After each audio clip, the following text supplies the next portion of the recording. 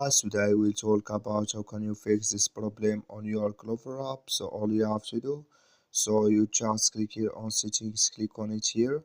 When you just click on settings, it's going to show for you like this here. So then you go down, just keep going down, then you click here on apps. Come to apps list here, and here you're looking for Clover app, or just click on search.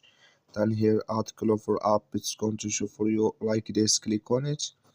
So then it's going to take you to this list here, click on first stop, then you click on OK, then you go down, just click here on storage, come to storage list here, just click on clear cache. Then all you have to do, so you just go to your Play Store here, click here on Play Store, then here you search for Clover-Period app. It's going to show for you like this. You will find here update, click on it, and it's going to work with you. That's all you have to do. Thank you for watching. Don't forget to support us by liking, subscribe.